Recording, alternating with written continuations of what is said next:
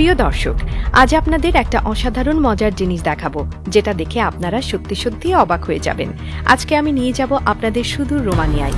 আমাদের এখানে তো আমরা কাপড় ধোয়ার জন্য ওয়াশিং মেশিন ব্যবহার করি, কেউ বা হাতেই ধুয়ে থাকি, কিন্তু রোমানিয়ার পাহাড়ি এলাকার মানুষেরা কাপড় ধোয়ার জন্য যে পদ্ধতি ব্যবহার করে সেটা দেখলে আপনি অবাক হয়ে যাবেন। কোনো মেশিন না, বিদ্যুৎ না, এমনকি হাত দিয়েও না, তারপরেও কাপড়গুলো পুরোপুরি পরিষ্কার হয়ে যায়। ব্যাপারটা কেমন আশ্চর্যজনক না?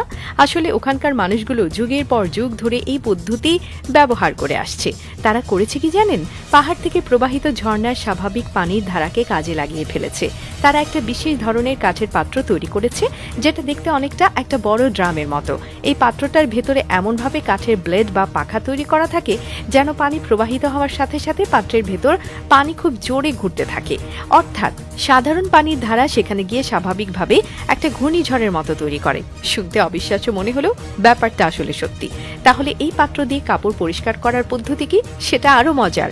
তারা কাপড়গুলোকে একটা ড্রামের ভেতরে ছুঁড়ে ফেলে দেয়, মানে এই ড্রামটাতে আর কি। এরপর বাকিটা করে দেয় পানির নিজস্ব গতি। কাপড়গুলো পানি সেই প্রচন্ড শক্তির কারণে ঘুরতে ঘুরতে একটার সঙ্গে আরেকটা এমন ভাবে ঘষা লাগে যে কয়েক মিনিটের মধ্যে কাপড় একদম পরিষ্কার হয়ে বের হয়ে আসে। হাত না লাগিয়েও কাপড় ধোয়ায় এমন সহজ আর সাশ্রয়ী পদ্ধতি হয়তো এর আগে আপনি কখনো দেখেননি, তাই না?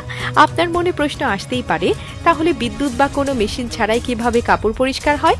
আসলে এই পানির গতি এতই শক্তিশালী হয় যে কাপড়ের মধ্যে থাকা ময়লা বা ধুলাবালি কয়েক মিনিটের মধ্যেই আপনা থেকেই বের হয়ে যায়। তবে একটা ব্যাপার আছে, এখানে কিন্তু তারা কোনো ধরনের ডিটারজেন্ট ব্যবহার করে না।